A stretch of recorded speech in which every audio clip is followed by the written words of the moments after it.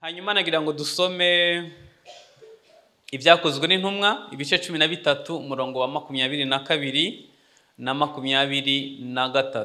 Ibyakozwe n'intumwa 13 22 na 23. Reka dusome twihuse. Haravuga ngo imukuyeho ibahagurukiriza Dawidi, iramwimika, iramuhamya iti, mbonye Dawidi mwene Isayi umuntu umeze nk'uko umutima wanjye ushaka, azakora ibyo nshaka byose.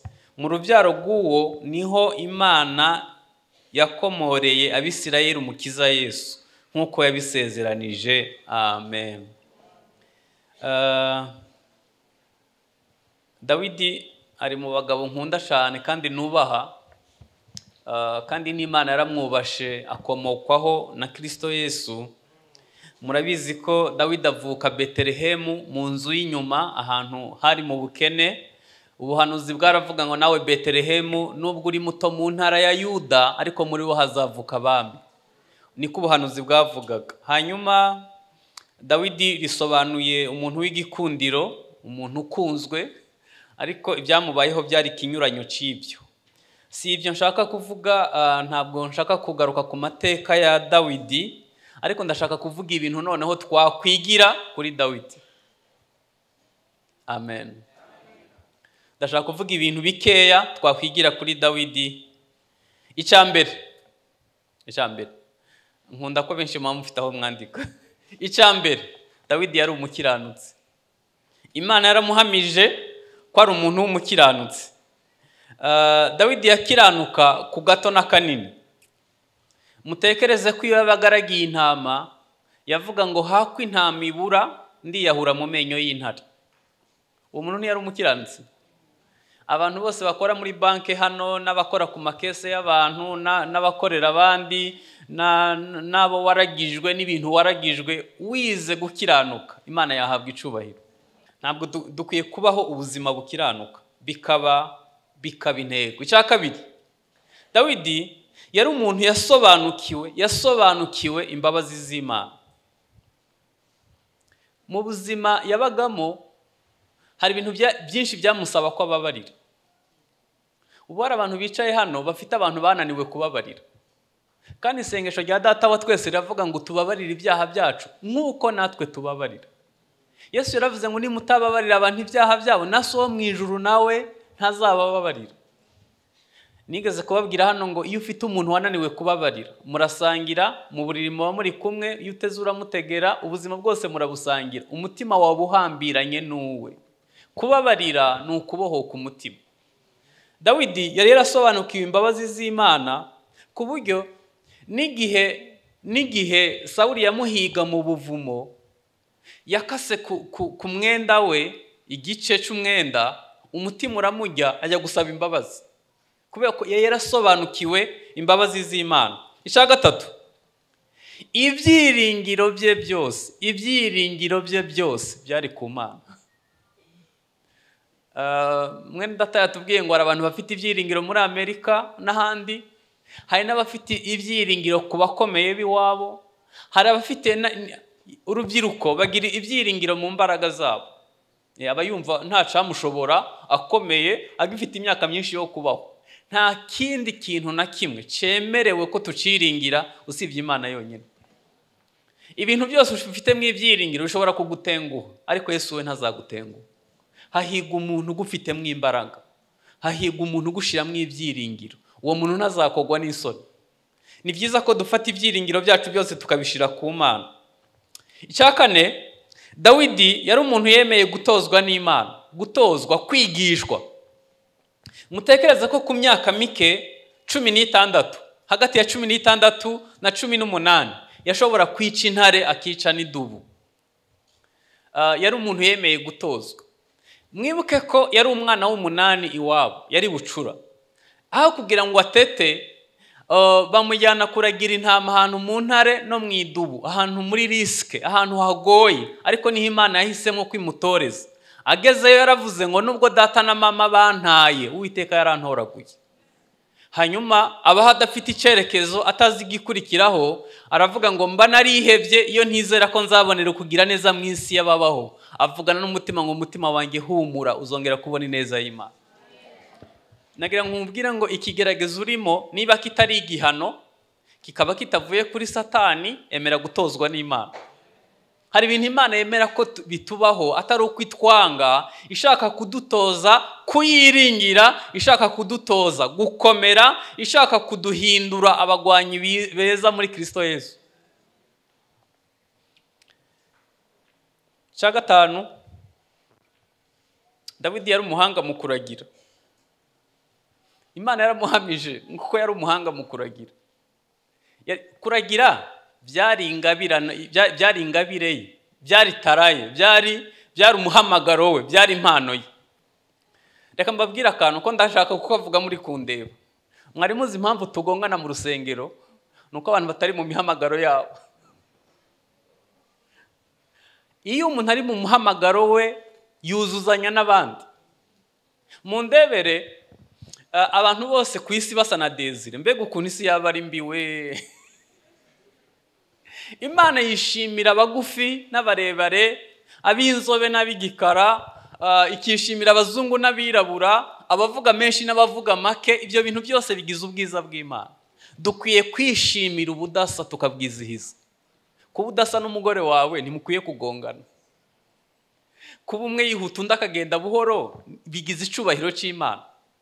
Kuba bamwe basenga, abandi bazi kuririmba, abandi bazi gutanga, abandi bazi kwita ku bababaye, ibyo bintu byose bigize umugisha w'Imana, bizana umugisha muri twebwe. Bikwiye gutuma twishimira ubudasa tukabwizihiza. Ariko turagongana tugapfa n'ibitari ngombwa kubera ko tutamenye ko tugomba kuzuzanya. Nagira ngo nkubaze, imyaka umaze hano mu rusengero uri mu muhamagaro wawe, wamenye icyo Imana yakuremeye, uragikora, uzi icyo Imana iguhamagarira. Umunsi uzamenya umuhamagaro wawe ntuzagongana n'abandi. Dawidi kuragira byari umuhamagaro we. Hanyuma icya gatandatu, Dawidi yari yarubatse indangagaciro, revaleur.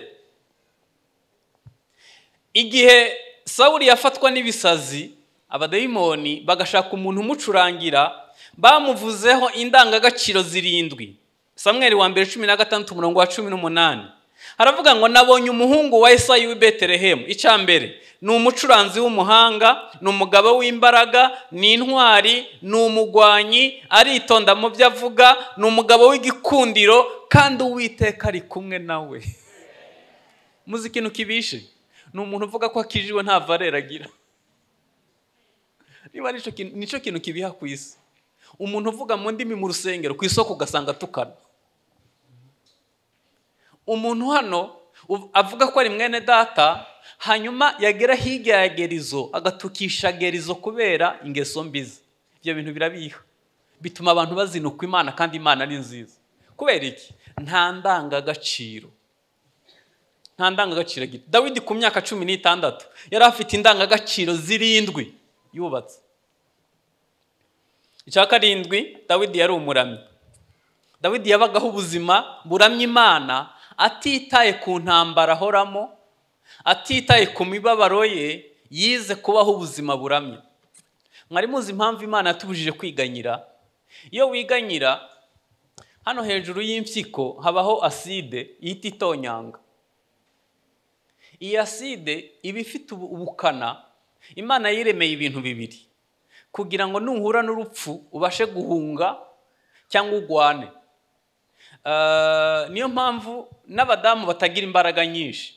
Iyo ahuye n'impanuka cyangwa n'urupfu, wenda nk'inzihiye, ashobora gusohoka mu nzu akiruka, kubera ko iyo aside itera umuntu kugira imbaraga.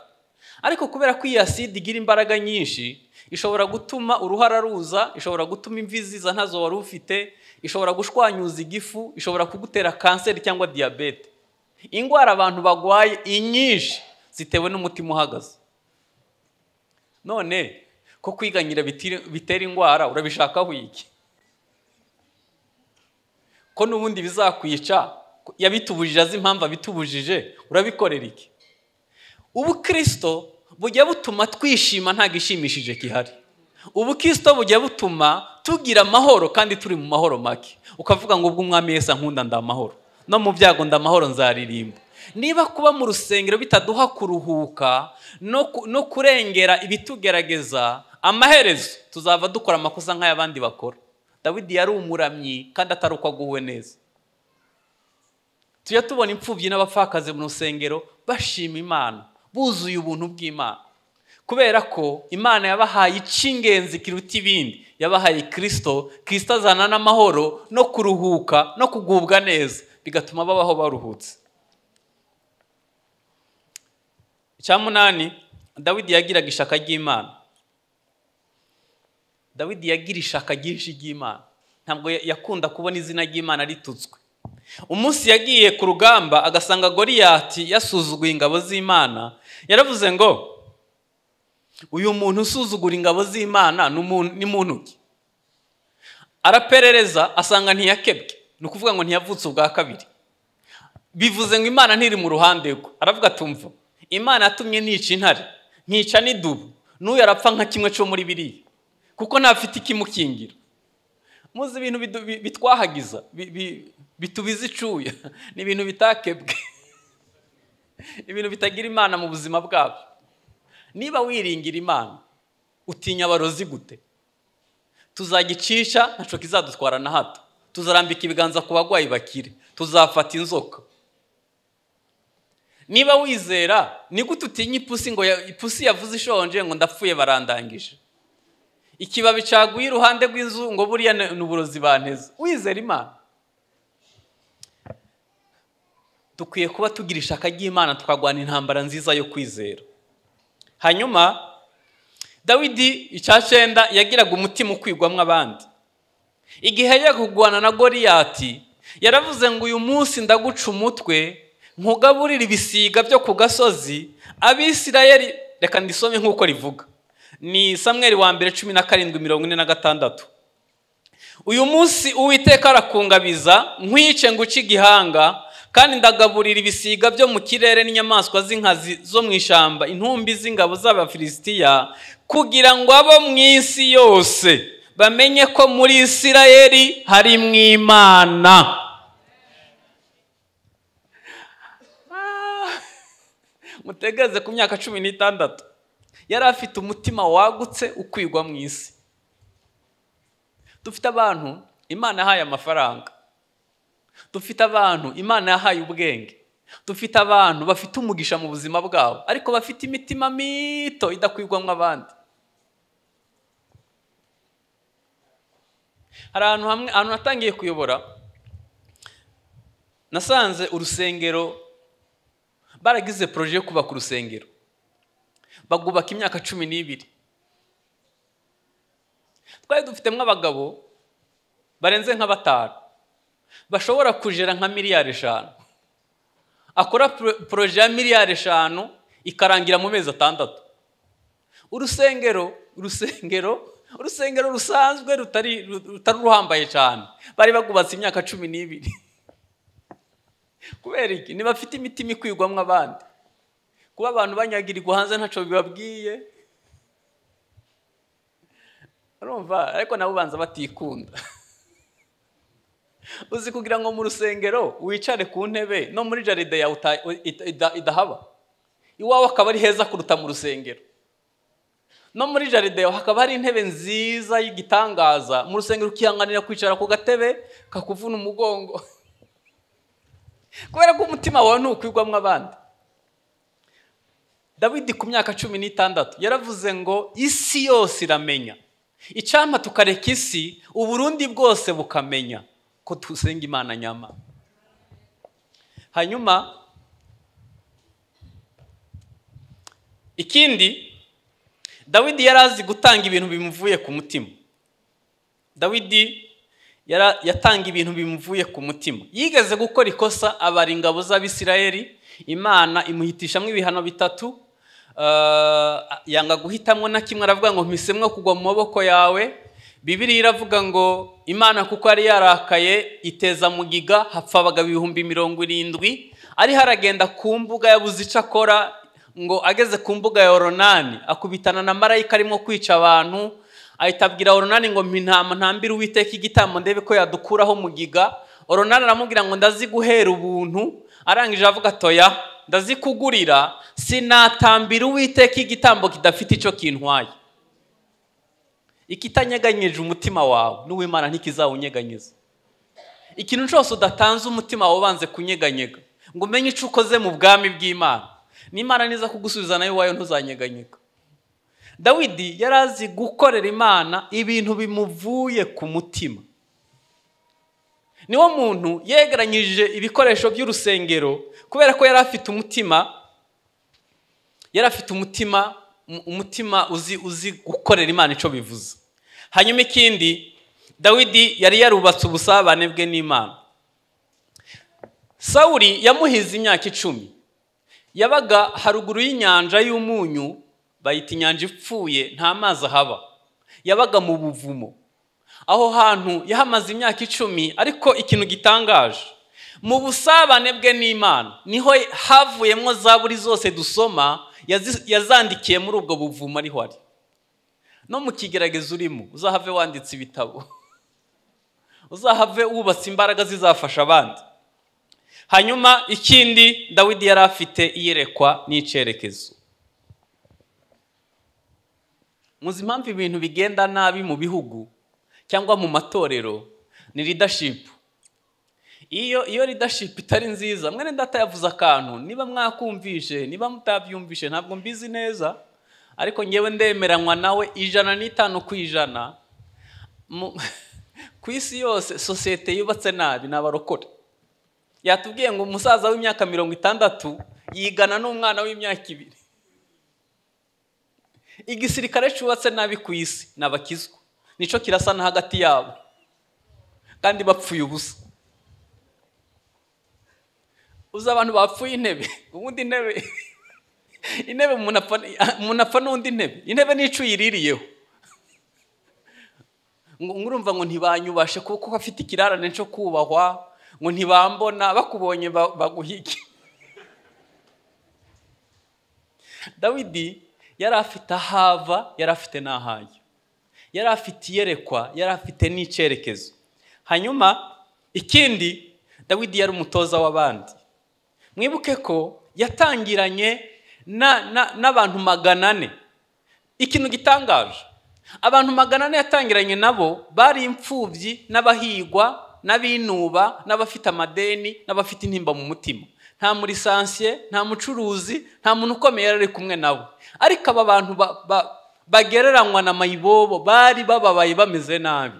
Aba bantu Imana yamushoboje kubahinduramo ingabo zikomeye za Isirayeli. Umunyantege nke muri bo agatsinda abantu 110, umunyambaraga akica abantu 1010. Imana ititaye aho uvuka, ititaye ubuzima wabayeho, ititaye kondisiyo urimo, Imana ishobora kuguhindura intwari. Bibiliya ivuga ngo mu minsi y'imperuka umunyantege nke azamera nka Dawidi, umunyambaraga azamera nka marayika w'Imana. Dukeneye abagabo bavuga mu ndimi buzuye umwuka w'Imana. Dukeneye urubyiruko rwahindutse rufite iyerekwa. Dukeneye abamama bafite icerekezo bazaho bava naho bajya. Arige tubaho mu bukristo butagira icerekezo. Umwaka ugashira, undi ugatangira, ntuzi ngo urava he, ntuzi ngo urajya he. Uyu mwaka washize uhindutse ku ngeso zingahe? Utaha uwo turimwo ufitiye irihe yerekwa? Hanyuma utaha. Hanyuma ikindi cyanyuma nsorejeho, Dawidi yasize atanze umurage. Yabwiye Salomo ngo muhungu wanjye ujye umenya Imana ya so, iyo yakoreye aba ariyo nawe uzakorera. Mana yanjye, ngewe nsenze Imana ya papa narara mpebeba cyangwa narara ncuramye. Kubera ko Imana ye ntabwo nemeranywa nayo. Byibuze abahungu banjye bazavuga ati nzasiga mbabwiye Imana nakoreye muzayikorere. Ariko ngiye sinagize ayo mahirwe. Wakubatse ubusabane ukazasiga utanze umurage, ukazabwira abana ngo Imana yandinze, Imana yabanye nanjye, Imana twagendanye, aba ariyo namwe muzakorera. Nagira ngo mbabwire ko Yesu ku myaka 33 yasize atanze umurage. Aravuga ngo ibyo gucungura abantu ndabirangije, ushaka wese nazi. Guhinduka kwawe ku ngeso, gukora ibyiza, kwakira Yesu nk'umwami w'ubuzima bwawe, akayobora imibereho yawe, gukorera Imana, bizatuma usiga umurage mu bwami bw'Imana. Hanyuma kera tuzajya tuvuga ngo hari umuntu yitwa yabaye hano yatubereye umuhesha w'umugisha. Twunamisha amaso dusenge.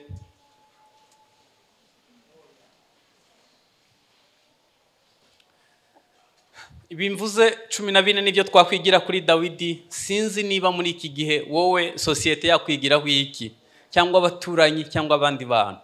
Nagira ngo dusenge hanyuma ubwize Imana kuri wibwire ngo umpe guhinduka no guhindura abandi, ushoboze kuba uwo wishimira. Uramutse ugize icyifuzo wahaguruka tugasengana, ugahaguruka mu mwanya wawe tugasengana. Ushobora kuba wakiriye Yesu bwa mbere, ushobora kuba uri mu ntege nke nawe uzi, ubibwize Imana ukuri, yiteguye kugufasha no kubana nawe. Mana ya Aburahamu na Isaka na Isirayeli kandi Mana yacu, ijambo ryawe ryatubwiye ngo nitugende tugere ku mpera y'isi. Wifuza abantu bahindutse bahindura abandi, kandi wavuganye natwe ngo ntitukimike ibyaha mu mibiri yacu izapfa, ahubwo tubeho ubuzima bukunezeza. Tubonye urugero rumwe rw'umuntu witwa Dawidi yabayeho ubuzima wishimira, kandi mu gihe cye akora ibyo wamutegetse byose ngo arangije arasinzira. Ndabizi neza ko aha turi hari abandi imyaka yatumye batakihari, ubu bararuhutse. Turasenze kugira ngo mu kubaho kwacu uzaduhe gukora ibyo waduhamagariye byose, tuzave mu isi dutanze umurage mwiza. Iri torero bana naryo buri wese umuha imbaraga, mushoboze gukora ibikwiriye mu bwami bwawe. Amahoro yawe arinde imitima yacu mu izina rya Kristo Yesu. Amen.